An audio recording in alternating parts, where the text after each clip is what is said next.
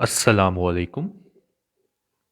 मैं सर राकिब भट्ट और क्लास 10 आज हम फिज़िक्स का chapter number 10 simple harmonic motion and wave का जो सब टॉपिक है 10.3 वेव मोशन उसको स्टडी करने जा रहे हैं। तो स्टूडेंट्स दिल थाम के बैठे क्योंकि ये जो वेव है ये ना सिर्फ आप लोगों ने मैट्रिक लेवल पर पढ़ना है, बल्कि जब आप लोगों ने एफएससी लेवल पर यंग्स डबल स्लिट एक्सपेरिमेंट को परफॉर्म करना है या उसकी थ्योरी को पढ़ना है, तब भी आप लोगों ने वेव के बिहेवियर को स्टडी करना है। यही नहीं, बल्कि जब आप बीएससी लेवल, एमएससी लेवल, यहाँ तक कि जब आप एमफिल लेवल पर फिज़िक्स को स्टडी कर रहे होगे, तो उसमें आप लोगों को वेव को भी लाजमी डिस्कस करना होगा।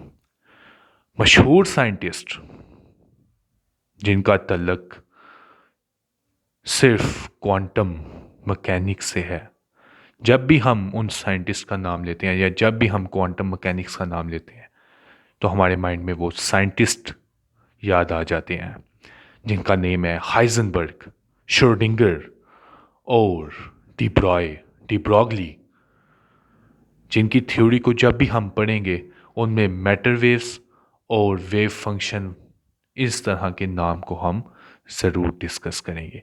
तो आइए स्टूडेंट्स देखते हैं कि ये वेव क्या चीज़ है।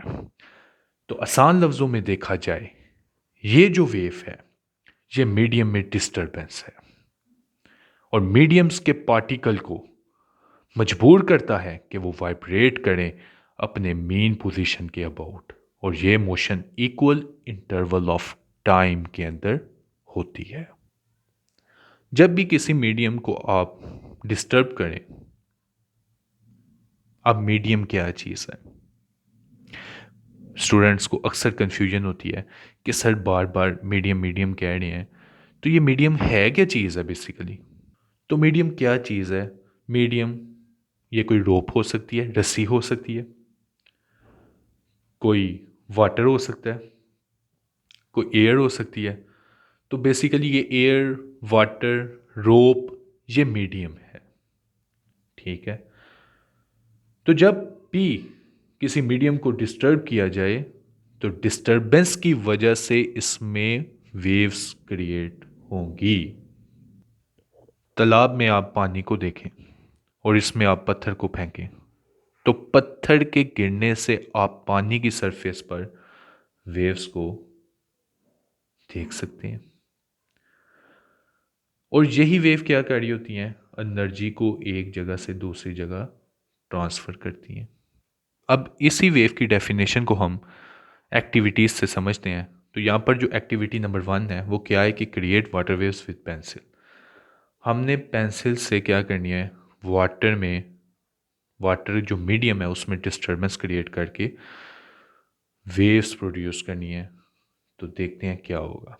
हमने क्या करना है, एक टैंक में थोड़ा पानी लेना है और इसमें एक कॉर्क रख देना है। अब क्या होगा, इस पेंसिल को हमने डिप करना है।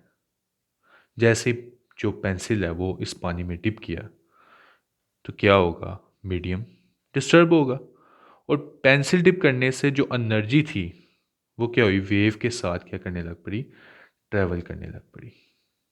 और जैसे ही ये एनर्जी वेव के ज़रिए इस कॉर्क को मिली, ये क्या करने लग पड़ा, ये अपनी ही जगह पर इक्वल इंटरवल ऑफ टाइम में अप डाउन मोशन करने लग पड़ा। बेसिकली ये जो वेव है, ये वेव ये इस एनर्जी को कैरी करती है जो पेंसिल के टिप होने पर मिली थी।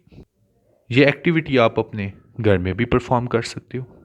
अब हम सेकंड एक्टिविटी लेते हैं, जिसमें हमने क्या करना है, हमने एक रोप लेनी है जिसका एक एंड किसी फिक्स्ड वॉल के साथ क्या करना है, बांध देना है, और दूसरा एंड जो उसका दूसरा सिरा होगा वो हमने क्या करना है, अपने हाथ में पकड़ लेना है। अब हम क्या करेंगे, हम इस रोप को क्या करेंगे, झटक देंगे, झटका सा देंगे। इससे रोप में वेव्स बनेगी। अब देखेंगे कि वेव्स जो हैं वो एनर्जी को लेकर आगे क्या हो रही हैं, ट्रांसफ़र हो रही हैं। आप इस डायग्राम में देख सकते हैं कि जो रोप के पार्टिकल्स हैं वो अपनी ही जगह पर वाइब्रेट कर रहे हैं, टू एंड फ्रो मोशन कर रहे हैं, लेकिन जो वेव्स है वो क्या कर रही है, वो एनर्जी को लेकर आगे की तरफ क्या कर रही है, या एक जगह से दूसरी जगह क्या कर रही है, ट्रांसफ़र हो रही है। रस्सी के पार्टिकल्स अपनी जगह पर नहीं है, लेकिन जो वेव है वो एनर्जी को लेकर क्या कर रही है, आगे की तरफ ट्रांसफ़र हो रही है। अब इसी डायग्राम में आप देख लें कि ये हमारे पास एक पॉइंट है ए। हमने क्या किया, जैसे ही जर्क दिया तो ये यहाँ से क्या हुई, उस मीडियम में डिस्टर्बेंस हुई और वेव क्या हुई, क्रिएट हुई। अब मेरे ख़ास से क्या हुई, जो एनर्जी ट्रांसफ़र हुई इस रोप में, वो इस वेव के थ्रू क्या करने लग पड़ी, आगे की तरफ ट्रांसफ़र होने लग पड़ी। अब ये क्या, ये जो रोप का पार्टिकल है ये अपनी जगह पर आ गया दोबारा, और वेव क्या होगी, आगे की तरफ ट्रांसफ़र होगी। और ये जो हमने पॉइंट सपोज किया था ए, अब वो क्या करने लग पड़ा, अप डाउन मोशन करने लग पड़ा। अब जैसे ही वेव आगे गई वो पार्टिकल दोबारा अपनी जगह पर आ गया, और इससे हमने ये ऑब्ज़र्व किया कि जो रोप के पार्टिकल्स हैं वो अपनी जगह पर वाइब्रेट कर रहे हैं, टू एंड फ्रो मोशन कर रहे हैं, और वेव क्या कर रही है, वो एनर्जी को लेकर आगे ट्रांसफ़र हो रही है। हम जानते हैं जो highest point of the wave होता है वो क्रेस्ट होता है, और जो lowest point of the wave होता है वो ट्रफ होता है। अब हम टाइप्स ऑफ वेव्स की बात करते हैं, तो दो टाइप्स होती हैं, एक मैकेनिकल वेव्स और दूसरी इलेक्ट्रोमैग्नेटिक वेव्स। अब हम मैकेनिकल वेव्स की बात करते हैं, तो यहाँ पर लिखा हुआ है कि मैकेनिकल वेव्स क्या हैं, विच रिक्वायर मीडियम। क्या मतलब हुआ इसका, कहते हैं जब ये वेव्स जो हैं ये एक जगह से दूसरी जगह ट्रांसफ़र करती हैं एनर्जी को लेकर, तो इनको मीडियम की ज़रूरत होती है। ये डिपेंड करते हैं मीडियम पर, अगर मीडियम नहीं तो ये भी ट्रैवल नहीं कर सकती। मिसाल के तौर पर आपने वाटर वेव्स प्रोड्यूस करवानी है, तो उसके लिए आपको क्या रिक्वायर्ड होगा, वाटर रिक्वायर्ड होगा। अगर आपके पास वाटर नहीं तो आप लोग वाटर वेव्स को प्रोड्यूस नहीं करवा सकते। इसी तरह आप लोगों के पास साउंड वेव्स को ही देख लें कि साउंड वेव्स के लिए आप लोगों को एयर रिक्वायर्ड होती है, अगर एयर नहीं तो साउंड भी क्या होती है, ट्रैवल नहीं कर सकती। आप लोग सन की मिसाल ले लें, आप लोग जानते हैं कि सन में फ्यूजन रिएक्शन हो रहा है, ठीक है, लेकिन वहाँ पर जो एक्सप्लोजन, जो ब्लास्ट हो रहे हैं, उनकी साउंड हमारे तक नहीं पहुँच रही, क्योंकि सन और अर्थ के दरमियान कोई मीडियम ही नहीं, वो एयर मीडियम है ही नहीं जिससे साउंड क्या करे, ट्रैवल करे, ठीक है ना। तो साउंड वेव्स क्या है, ये तब भी होंगी, प्रोड्यूस होंगी जब एयर मीडियम होगा। तो इन शॉर्ट हम ये कह सकते हैं कि मैकेनिकल वेव्स वो वेव्स हैं जिनको प्रोपागेट करने के लिए मीडियम रिक्वायर्ड होता है। अब हम इलेक्ट्रोमैग्नेटिक वेव्स को देखते हैं, तो ये वो वेव्स हैं जो ट्रैवल करेंगी विदाउट मीडियम।